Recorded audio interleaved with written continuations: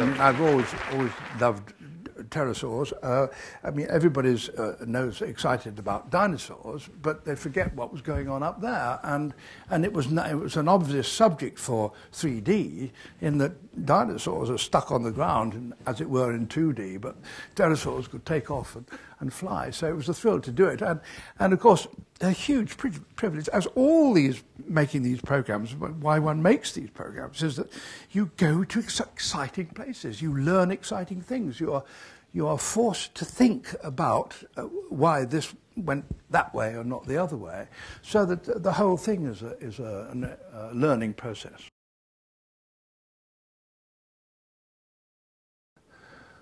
I hope that we haven't been too obvious in the way that we use 3D.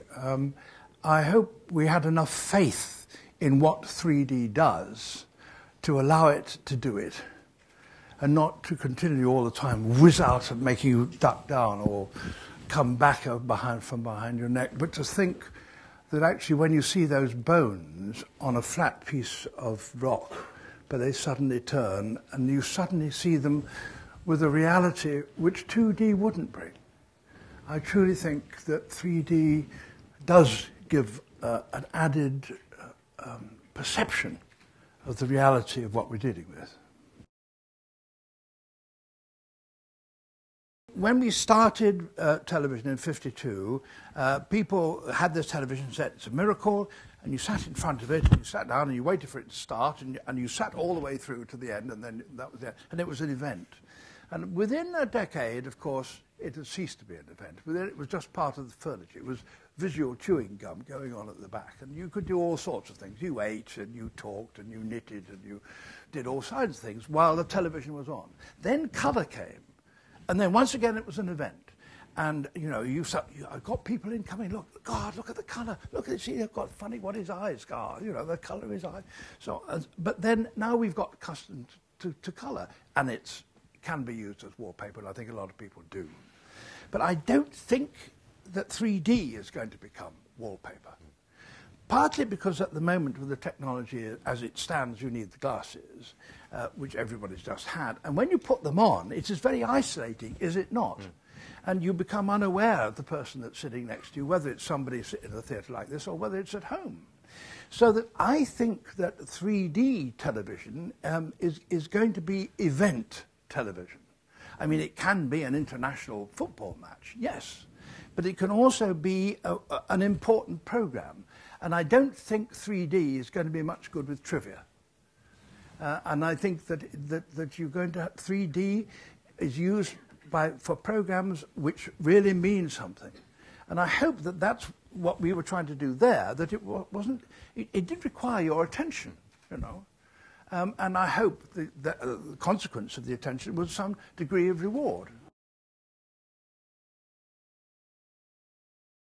Well, actually, I had some inhibitions and doubts about how we were to combine the narrator figure with the CGIs, and I think it was important that the two things should be combined in some way.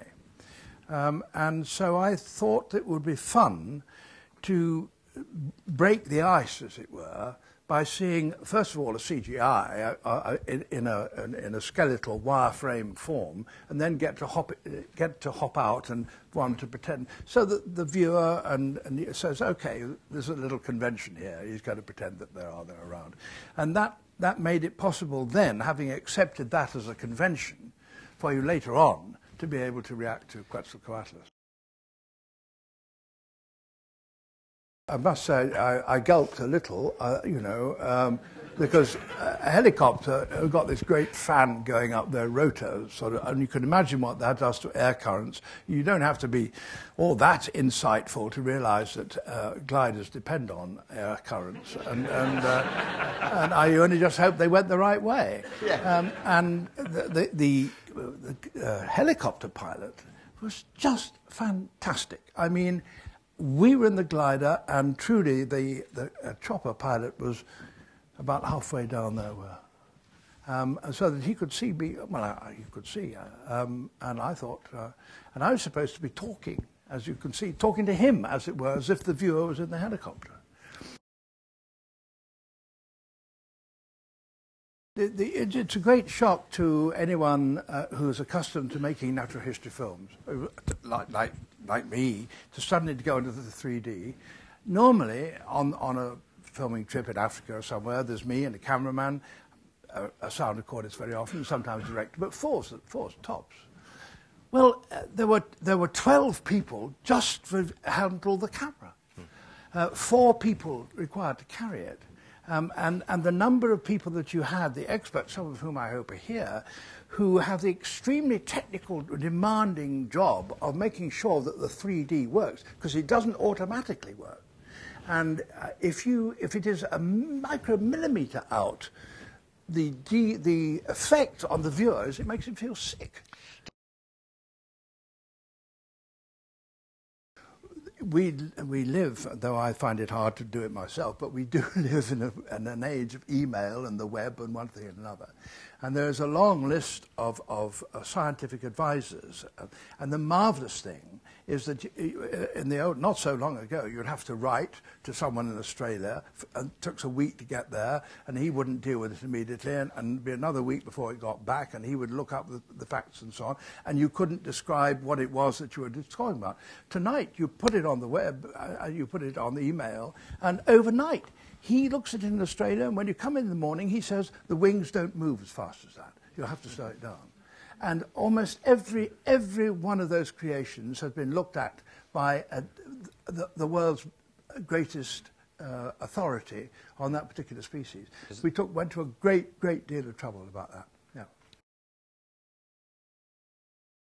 Yeah. Television, if it's to survive, ought not to restrict itself to appeal to just one particular section of the audience or one particular height of the brow.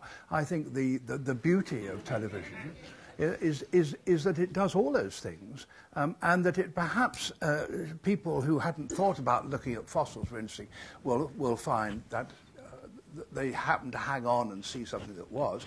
But equally, that those people who lived in ivory towers and thinking the only thing that matters was scientific theory might find actually Strictly Come Dancing also quite entertaining. We have to be realistic. That if I tried to take the present gear that we've got now out into the bush to traipse, to follow an elephant when it was charging, or indeed to try and creep up on a gazelle or something, 12 men can't do that. And equally, if you're going to have an elephant come charging at you, you can't hop out of the way with that sort of gear. You know, it's quite expensive too, and there are not a hell of a lot of them. So this was an ideal, well, not ideal, but this was something that we could handle. The next thing that Anthony is doing, and I'm involved in too, are these penguins in South Georgia. Now, why did we pick penguins? Because of all birds, these stand around and enable you to get your huge camera to within some area of them. But let's not just minimize this, because they're poor blokes are going to be out there doing it. Among the penguins, there are elephant seals.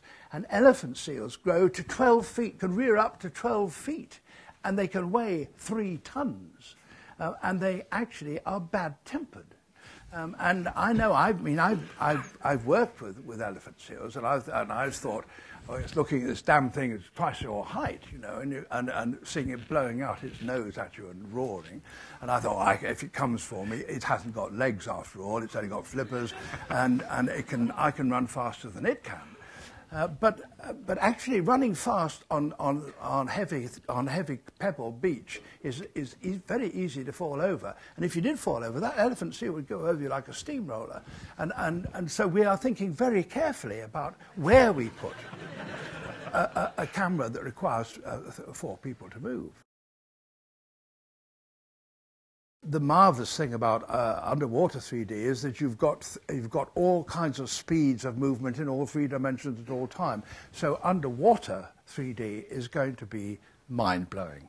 And as Anthony says, I mean, the thought of the penguin film, in which you have these penguins and the sea elephants and the albatrosses, but also underwater with penguins, great shoals of fleets of penguins moving at speed underwater, and other things too. I am sure that in 3D will be absolutely mind-blowing. I also am absolutely sure that it'll be about as demanding technically as you could conceive for any technical crew. Well, it's perfectly true that there are not a hell of a lot of things that are radically different from anything we've shown before, but there are a lot of new viewers. They're about that high and they grow, and there's also the chance that we do it better. I mean, I made films. I've just come back from Madagascar. I made films. It was in Madagascar 50 years ago, and we were the first natural history film people there. And the lemurs that we showed, white, beautiful, wonderful lemurs, had never been seen, never been filmed before by anybody. You know? And so it was, hooray! It's new. But this time we went, and we went with a crew that spent much more time there than me, and the stuff they produce of those lemurs, you see, is just breathtaking, because it's so much better than we did it.